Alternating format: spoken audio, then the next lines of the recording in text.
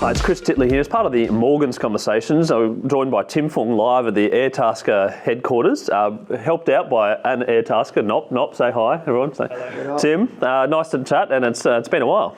Yeah, thanks for having me, Chris. Tim, we chatted in November last year. You were talking about the Airtasker operations as a private company and how you've gone into the UK and how that was progressing. It's been a wild 6 months. Let's go into the deep dive of what's happened in the business since then. So a few things that I think are probably big milestones. We obviously became a public company, yes. So that's been a pretty big project, and even since then we've raised additional capital on the ASX and acquired our first company in a company called Zali in the US. So there's a whole bunch to do with becoming a publicly listed company and sort of going on that growth trail. Obviously, you mentioned the UK. So that's been a big progress for us. So we're spinning up a team focused on the London market and building that, and there's some really nice growth coming through there. And then a new marketplace model that we've been really excited about for the past year or so.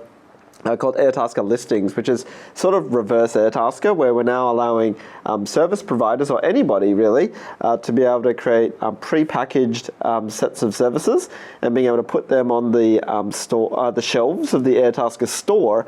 That sort of changes things by inspiring customers about what they could buy, as well as helping people solve problems that they already have in front of them. And that's come from probably, you think, like customer-led demand about like, maybe I don't know how much it costs to mow my lawn, or maybe I don't know that, and you're trying to fill that gap? When we spoke to customers, what we found is that people would all say, love using Airtasker, it's fantastic, but I don't have anything that I need that has to get done right now. Yep. And then we would say to them, your tax return, do you need someone to help out with that? And they'd go, yeah, that'd be good.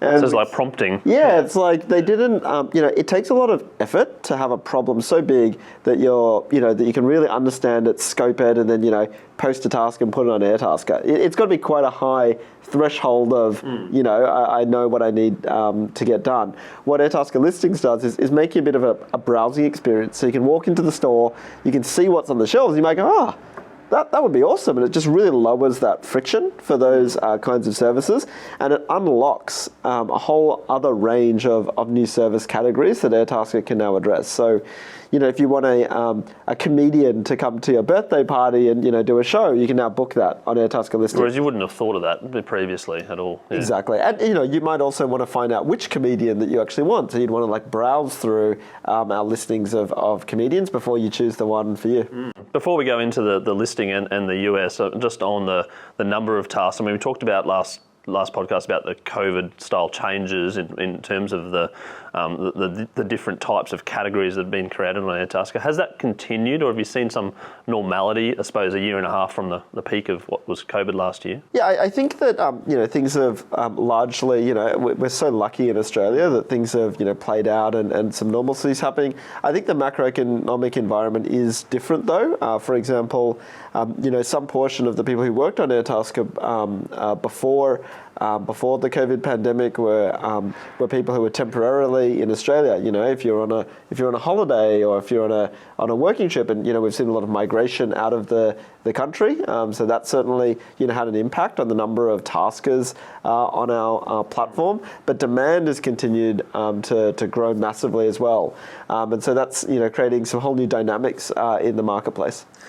And going back to March and the listing and the process before that, an exciting time, but then, all of a sudden now you're front page of the paper, you've got people wanting to talk to you, and there's a spotlight on you. How have you felt through the whole listing process and now becoming a CEO of a publicly listed company? Well, first of all, on the listing date, it was really awesome to have our chairman, James Spenceley, ringing the bell with me, as well as my mum. So that was really cool for my mum to make the front cover of the AFR, which, she pretends that she doesn't like it, but secretly I think she's very proud to have made the front. A few copies. Yeah, she got it framed on the wall.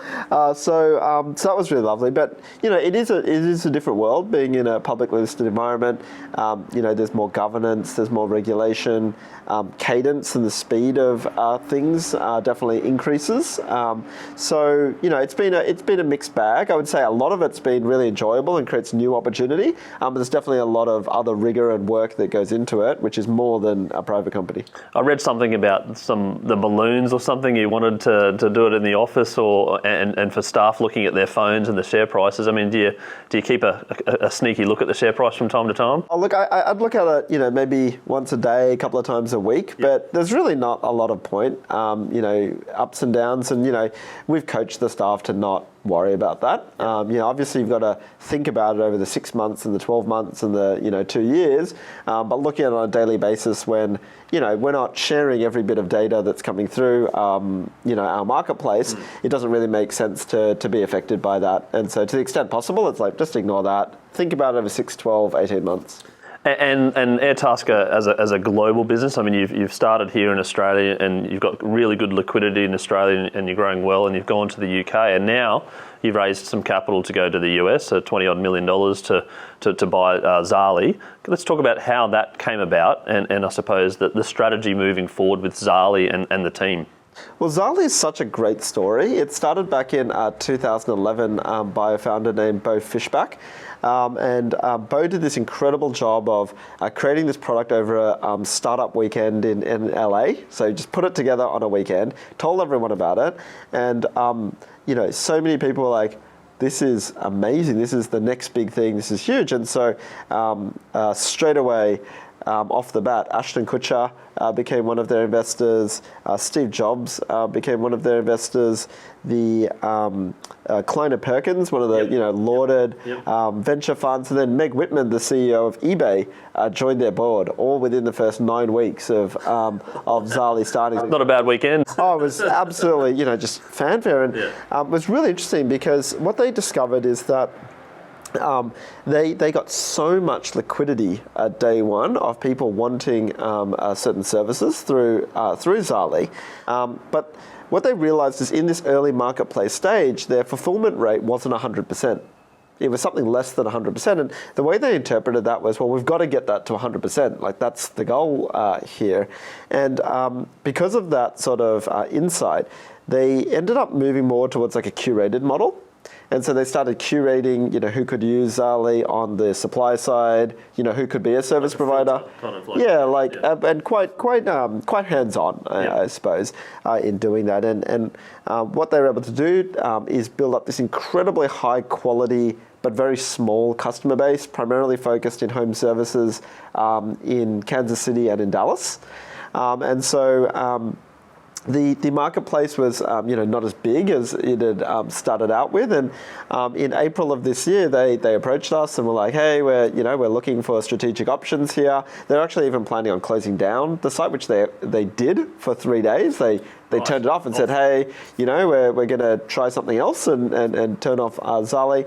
But when we connected with them, the chemistry was so strong, like immediately, that we were like, no, turn it back on. Like what you're doing is amazing, and we'd love to work together. So we moved very quickly through that acquisition process. It was about 4 or 5 weeks in the end, but I think it was really helped by the fact that Bo, the founder of Zali, is a great founder, and he and I connected so well. And there just isn't like this team, there isn't that many people who have built marketplaces before. So to be absorbing the entire Zali team of 11 marketplace experts into Airtasker as well is also a really great part of the acquisition. You mentioned there that potentially they were shutting down. What do you think happened in terms of the scalability of that business and where it kind of drifted to the point where it maybe wasn't working, but maybe needs a bigger brother or sister? Yeah, I think it comes down to perspective of what is the sales funnel, and it's really interesting because if you look at, say, a social platform or a classifieds platform or a marketplace. The sales funnel should be sort of looked at in a different way compared to if you're, say, selling physical products. So, for example, if you were to go to Nike and buy a pair of shoes and the fulfillment rate was, 40 or 50%, that'd be really bad. It would be like if 50% of your customers are buying a pair of Nike shoes and don't like it and want to return them or something like that, that'd be terrible. However, if you think about, like, say, a social platform and you frame up, what is an expectation of a customer when they open up, say, Instagram, and you said, what percentage of customers open up Instagram and then, for example, buy the first thing that they buy, they see, as an ad? And you looked at that stat, it'd be like 1% or 0.3%. And you interpreted that as, well, that's 99.7% failure. We need to go and fix that and get it to 100% before we scale any further. Then you would take a very different lens on the world, and you'd probably be a pretty small company, because you'd be like, oh, we just want to get that very narrow thing working before we scale it any further. But obviously social platforms aren't that way. You almost need to build it up. You'll have less than 1% purchase rate, but the scale and the network effects are kind of what's important in that. And I think that's just something where Zali and Airtasker took slightly different routes at the beginning. Yep. And now it's really exciting to have Zali come back to its roots, and we're going to be opening up their curated marketplace and using that as a jumping off point to really turbocharge Airtasker's US expansion. And when you talk about the US expansion, you need liquidity in a marketplace, obviously very crucial. I mean, which side are you targeting, and how do you kind of build that out to actually, is it a geographic segment that you're starting? Is it an actual, home services would be a segment that you're starting? What's the approach? Because it's easier said than done. Absolutely. So, setting constraints, which side of the marketplace to focus on first. This is all about, how do you solve this chicken and egg problem, which is something that, we've spent a lot of time learning about at Airtasker. So one of the really massive value creations of us acquiring Zali is that they have over 597,000 registered users on the platform, and so there's a lot of pent-up demand, and as Bo puts it, he spent the last 6 years saying no to everything. Customers would come and say, hey, can I get some help with drone repairs or removing a spine? They'd say, nah, we can't help with that because we're a curated marketplace, we only do these few things. And so they're just saying no to all of their customers. And similarly on the supply side of the marketplace, Zali has over 900 verified service providers. So people that they've interviewed, onboarded, and who are running a lot of transactions. There's a lot of time and effort to vet people to get to that point. Absolutely. But the great thing about us making this acquisition is we acquire these 900 service providers on the platform and these 597,000 registered users. And that's really going to kickstart that initial chicken and egg problem being solved. And the name Zali, you're going to sort of migrate it into Airtasker as the launch of the US, and is Bo staying on? So Bo Fishback is staying on, which we're so excited about. And Bo's a successful entrepreneur, had multiple exits, but he's passionate about building out a horizontal marketplace and following through with the initial vision for Zali. So that's really something that we're so excited to have Bo on board. He really understands the market, and over 10 years learned so much about how to build marketplaces. In terms of the Zali name, so we're going to be moving everything across to Airtasker US, and we're excited about having one product ultimately and one brand. However, Zali team did build out some incredible functionality, and one of the pieces of functionality that is really exciting is rebooking. So what they nailed was a simple application which allows a service provider and a customer who already have formed a connection to be able to just keep rebooking through the platform. They figured out a way to do that in a way that was really, perceived as incredible value by both the customers and the service providers, and that actually accounts for more than 75% of their GMV. Wow. So if you actually take that, you can actually see that it's almost 1 to 4. Yep. The total of the marketplace. Only a quarter of it is coming from the Airtasker style models. So we think there's huge opportunity there to integrate that functionality into Airtasker and offer it globally. Is that something which you'd thought about in the past to do, and thought, oh, maybe we'll try and build the tech out for, but hadn't got round to it, but now the tech's there and you can actually do it? For sure. So, one of the really challenging things about having an open and horizontal marketplace like Airtasker is the roadmap is sort of infinite in all directions. We're kind of like, where do we focus our energy? And rebooking was always something that we had in our agenda, in our roadmap, but we're always like, this is going to be a challenging one. How do we trade that off against, Airtasker listings or against, new kinds of pricing models and all sorts of things? When we saw how big it was for Zali, we're like, yeah, we should probably do this? So it was a great, they almost wrote the business case for us, and the product and engineering team that are coming across from Zali and joining Airtasker US is going to be charged with building that, and that's super exciting. I come back to the question that a number of people ask about these marketplaces is leakage, and then when it comes to rebooking functionality and people going off-piste and doing it outside of the platform, and how are you tackling that, and is it a problem, you think, or is it an opportunity? I absolutely see rebooking and that ability to capture more value of of what we're creating in our marketplace. That's a huge opportunity, and we don't really use the word leakage at Airtasker, because if you don't provide a product and value that people think is really great value, that's not their fault. That's your fault. You need to create that value equation that works. One of the things that Zali did that was really, really smart is they said, as your relationship continues through our marketplace, we're going to keep making the fees smaller and smaller.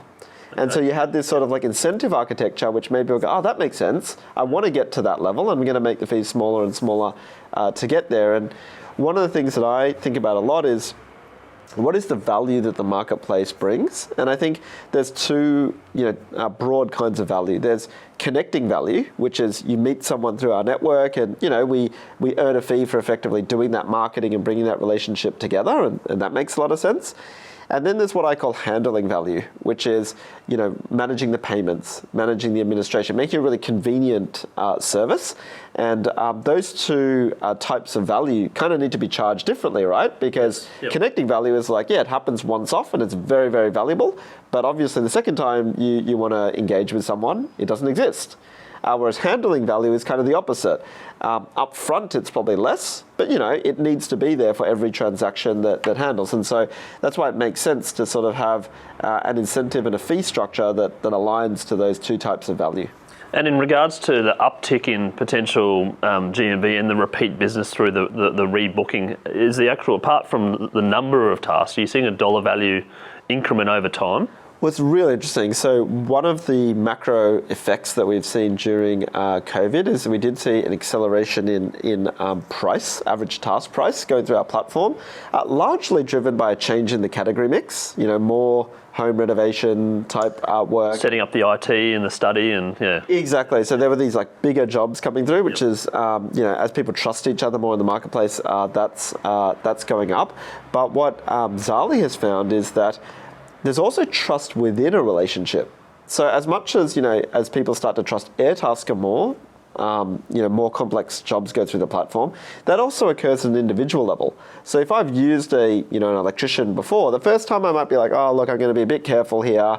And that electrician might say, look, this is the first job, I'll do it for a bit cheaper to form that relationship. But over time, it's more, you build trust together. You want to have more complex jobs done. You might just be like, hey, I need this whole thing wired up. Just tell me what it costs. And and run that through. And so Zali has actually got an average task price of more than $500 through their platform, which compares to Airtasker, which has an average task price of around $189. So you can really see how big that opportunity is. And that 189, has that moved around over time, up or down? And where do you think it's sort of direction? And is it more volume? Is there a deflation in work? Or some thoughts on that? Yeah, as time's gone on, every year we've seen the trust is increasing in the marketplace. The relationships that are there are closer relationships, and the category mix is moving more towards complex jobs. So, in the early days we didn't have so many tax accountants or consulting lawyers and things on the platform. That all is now coming and becoming a bigger part of the Airtasker marketplace. And with that, we're seeing continuous increases in the average task price, or the average order value, as a lot of people call it. And the segments, are there marketplaces out there that focus on particular verticals that potentially could acquire and maybe put in the system? Or is Airtasker just really the beast that just keeps on delivering new sectors that people haven't even thought of? Look, I think that ultimately there's probably going to be some elements of both that will coexist together. So if you think about something like eBay or Amazon, which is now very horizontal and delivering for a lot of different categories, there still are some very specialist e-commerce sites that exist as well. And I think the same thing will happen in local services. There'll probably be a horizontal player which can address a large part of the market, and then you'll also have some vertical categories where someone who really wants to specialize in something and add that extra layer of customer service and specialization, then that will exist too. And the recent capital raising, you raised some excess funds. So let's talk about how you're going to roll out with Zali and Airtasker in the US and the marketing and the team and the product suite and where those funds are going to be deployed. So we raised $20.7 million, and thankfully our business in Australia is operating cash flow positive. So that's fantastic, and that's not where we need to keep investing. It's growing at a rate which is just delivering new margin and new value. But in new markets, you definitely do need to invest up front into building out that initial liquidity. So that $20.7 million that we raised is for us to go into the US and the UK and build out new city level markets in both of those countries. And we're expecting that to be about a 2-year investment roadmap. That said, we've started to see some really positive early results in some of the investments that we're making. And if we see those are really generating returns, then we're going to double down and push it even harder. And the UK, let's touch on that for a moment. The types of tasks very similar to Australia, are different in terms of the average price. Are they different as well? I mean, can you talk about the progress that you're going there? So it's incredible how similar consumer behaviour is between the UK and Australia, even down to the average task price. If you kind of take the average task price in the UK and times it by 1.8, the currency conversion, it's almost very, very similar to Australia. The category mix is also very, very similar, albeit it's in an earlier stage. So as we build up trust, we're getting more of the white collar and sophisticated, complex services on the platform, which is still evolving in the UK. But in terms of the overall shape of the growth curve, one thing that's really great is that it's counter-seasonal to Australia. So what we find is that, it's kind of cheesy, but spring and summer is where people are really getting a lot of stuff done. And so, in Australia, that means for us that from, between July and sort of March is really when we take off and grow. And then between April and June is where, people are taking a little bit of a break. The opposite occurs in the UK markets, which is, fantastic to have a bit of that. It smooths it over, which is really interesting. In terms of the data points that you've got on individuals and tasks and segments, I mean, there must be just an enormous amount of data. Can you talk about what you're doing with that and how you're enabling, I suppose, a better experience on the Airtasker platform? One of the things that's really complicated about Airtasker is that it is truly open and horizontal. And so even when someone, in our original product, the open marketplace, posts up a task, every task is by definition bespoke. It's bespoke on the category that it fits in. It's bespoke down to the specifics of what the customer's asking for. It's bespoke on the price and the location. And so we've got this absolute huge treasure trove of data, but it's almost really difficult to navigate through that. You've almost got to pick out buckets or segments that you can actually make sense of. And so it is pretty complex. And so we do engage a lot of machine learning and AI investments to be able to make sense of all of that data. Some examples of that, currently building out a relevance tool for Airtasker listings, where we're trying to say, okay, if you've bought these kinds of services before, what services does it make sense for you to buy next, or what would be most interesting to you? So you mow your lawn and then you go, you thought about whippersnipping, you thought about garden maintenance, exactly. Thought about other. And I think there's a lot of less intuitive correlations than that too. Things like, when you're moving homes, do you need furniture assembly because you're moving homes? Clearly you've moved into a new place, you're probably buying new furniture, you might need furniture assembly service, or it might be, you're installing a dishwasher, etc. So some of it unintuitive, some of it, sort of obvious, but it definitely does mean that we have to invest a lot into analytics and invest a lot into our data team to be able to, make sense of this. And speaking of the team, since the listing, have you talked about the size of the team and the people that the quality of the people that you're hiring? So in terms of the size of the team, we are growing steadily, and I think one of the challenges is hiring people at the level of performance that we want and with the skills that we need, and that is pretty challenging in the COVID environment, given that a lot of this is to happen from bringing people into the country and introducing people to Australia. So that's paused. That's obviously global. been a challenge. We're addressing that by opening up the opportunity to hire people in more remote and flexible ways. So even though there's lots of people in the office today, that's not always the case. Yeah, that's right. That's not always the case. So Tuesdays and Fridays for us are big days, where people are engaging and socializing, etc. But Mondays, Wednesdays, and Thursdays is where people are primarily working from home. That does open up new opportunity to be able to hire people who aren't necessarily fully local.